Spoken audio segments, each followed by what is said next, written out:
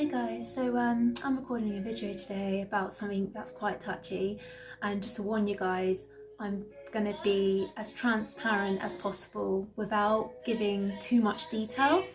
It's going to be quite raw. I haven't really planned what I'm going to say. I'm just going to share my heart, and it all ties along the theme of like injustice, racial injustice, and following the events that have happened since George Floyd. I know I've put a couple videos out there, a couple spoken words about the situation, and I just want to say my heart behind that was more about what it would be like to walk in the shoes of someone that has gone through that oppression. So although I am someone of colour, I am mixed race, I kind of didn't want to be a hypocrite and just assume I can feel all of that pain because I've personally not gone through it. I have a lot of compassion, and being someone that represents diversity, like I have experienced my own degree of oppression, and so I just want to put it out there that I have not actually faced racism growing up to that extent, from that I'm aware of, and so I don't want to be a hypocrite and act as if I know what that's like, because I don't. However, today I just couldn't get out of my head. I really feel like after spending some time with God, He revealed to me a little bit about my heart and about my experiences that maybe I had kind of ignored or rejected. And I'm just going to share a bit of a testimony really about my own experience of oppression, and a couple of things I want to make clear.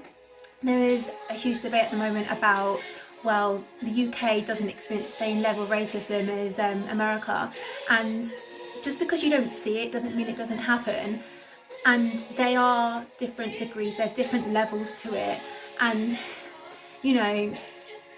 maybe it happens to a higher degree in America, but it doesn't mean it doesn't happen. And actually, from my experience in the UK, sometimes it's quite common to experience what I'm going to call subtle racism or subtle discrimination, where although you may not have experienced to the extent of people like George Floyd, throughout our culture, throughout our environment, without realizing, you can actually have witnessed subtle racism. And I'm going to share some examples about how that affects me. So I guess growing up, I always felt like I didn't quite fit in. This is really raw, guys. I've got music on, it's too loud. And I know it will distract me. Yeah, I didn't feel like I quite fitted in. I didn't feel like I really resembled anyone around me. And I'm just going to give you a little short backstory. So I'm mixed race. My mum is white, my dad is black. However, I don't know my dad, and I've only grown up with my mum's side of the family.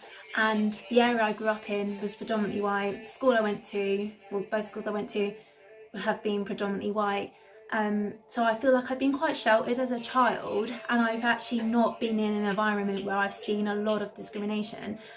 But despite saying that, from reflecting on myself as a child, growing up with people that don't really look like you or resemble you can be quite difficult. And I was born in the 90s, I'm a 90s child, so actually back then there wasn't a huge diversity was there, but it wasn't like, I feel like now, although racism is still alive, the diversity has been accepted a bit more. And I'm going to give a few examples really. So having kind of like a mum who just kind of didn't resemble me physically, as a child, it was quite strange, because here I was, wanting to be accepted and my identity was so yeah, in terms of my identity, it was quite difficult. I felt quite like out, like I couldn't fit into a certain box, and yeah, like it was hard because obviously always having to justify like, no, this is my mum, and like that's not really the biggest issue, you know. It's annoying, but I understood I didn't look like everyone else.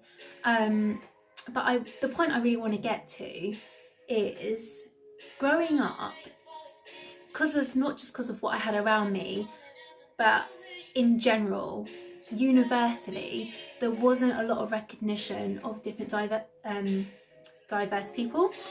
For example, I'm going to try and give like a few examples. I'm going to try and make this quick. So one thing in particular, growing up, a lot of young girls like to play with dolls and Barbies and stuff like that.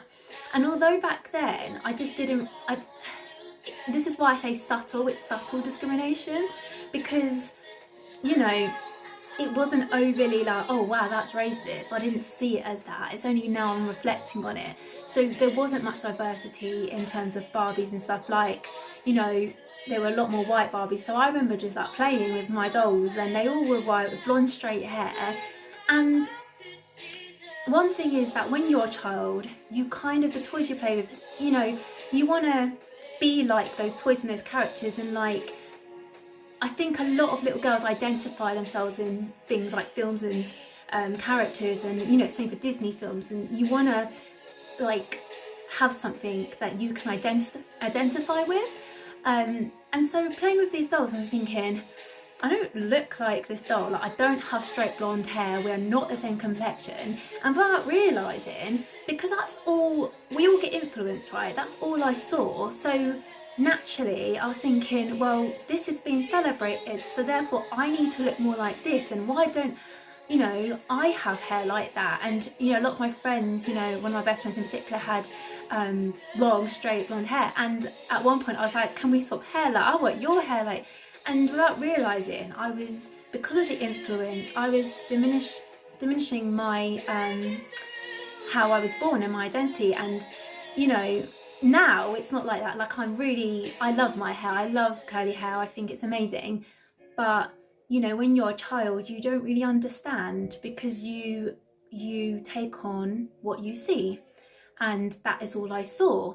And you know, yes, there were like, you know, a couple black Barbies and stuff, but there wasn't enough diversity. And it's not even just that, like, it's the fact is, even with the black Barbies, they still had straight hair. There was no one that had a Barbie like me, that was my complexion, that had curly hair. And it might sound really stupid, but like, there wasn't even a Barbie that just was out there to resemble me. I didn't feel like I looked like either Barbie. I just felt like there was no representation. And then, yeah, so I guess subtly that was planting something in me as a young child. And then another example was kind of like, I remember just watching like films and TV shows. Love the films and TV shows, but there's a few things that I picked up on, and my reality was very different to a lot of people around me, where I had two different cultures. I mean, just putting out, for some people, maybe you're mixed race and you have both parents with you, and for me it was just my mum I'd grown up with. However, I was very aware that, you know, on the TV shows and the films, you didn't really see many like mixed race families. I didn't really watch stuff and go, oh, that's like, I can connect to that, like a character, you know, that again, a lot of things were predominantly white. But even in, like, I'm going to be raw, guys, and give some examples. So for things like, have you ever seen My Wife and Kids? So that TV show in particular, it's a black family in America, and so one of the daughters, I can't remember the name, but basically this beautiful, like, dark-skinned black girl, she like left the show, so they had to have someone to replace the daughter, right? And the girl that got replaced, she was like, basically she's mixed race, right? She's of lighter complexion with like wavy curly. Hey guys, so my phone just cut out and I spoke for ages and it was so annoying.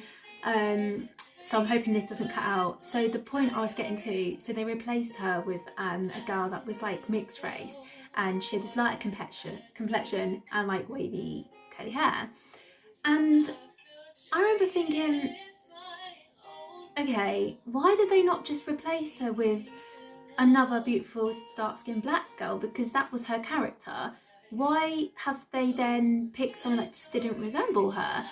And you know, it just didn't quite fit. And I just, something that seems so subtle could actually be a massive impact. And I believe that is all down to colorism. I think there's a huge amount of colorism within films.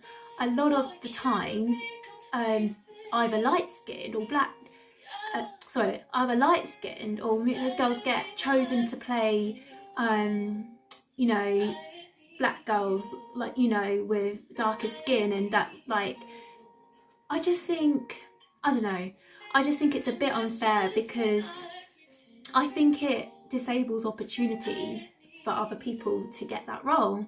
And I don't know, there'd be some people that might disagree with me, but I just think there is a sort of like favoritism within. There is, what's the word, there is like what I would call a type of privilege. That's why we talk about white privilege, because the thing is, if you don't acknowledge your white privilege, then you're kind of disregarding that there is such thing as racism. And we can see around us for years you know, if you're black or if any other ethnic minority, you kind of have to work 10 times harder, and it's the sad truth. So I'm just being real, like, but even within that, like, there is privilege within that, and that's why I think it's unfair to, you know, say, well, we've all had the same oppression, the same story, because we haven't. That's the thing.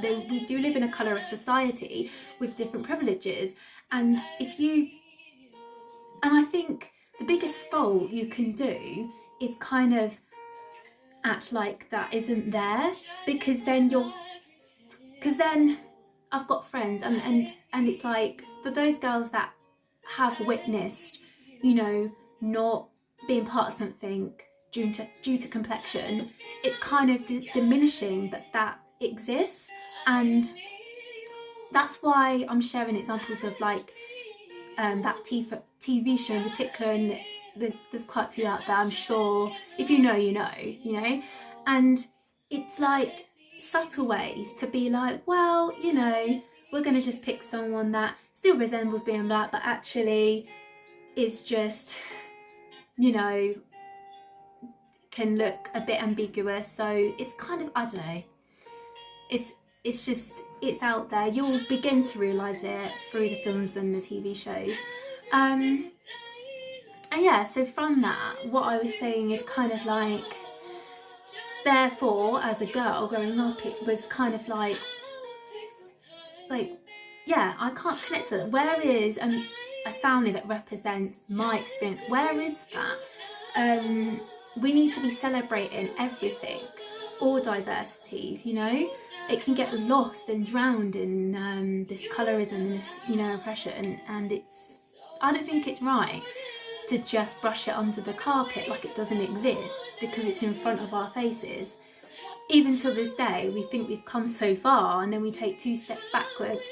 So I guess the point I'm getting at is that there are levels and there are degrees with discrimination and oppression, and not everyone has the same story.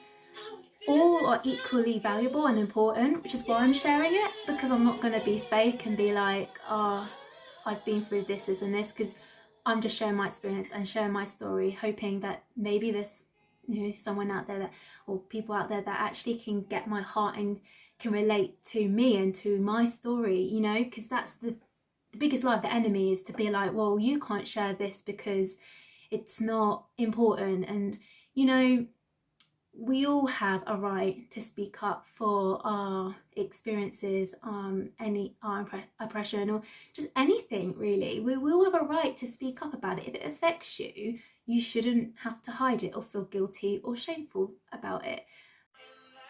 Therefore, my final point before my memory of my phone goes is, do you know what? Let's celebrate diversity. Love sees no colour. Therefore, let's celebrate all of us, all of our experiences.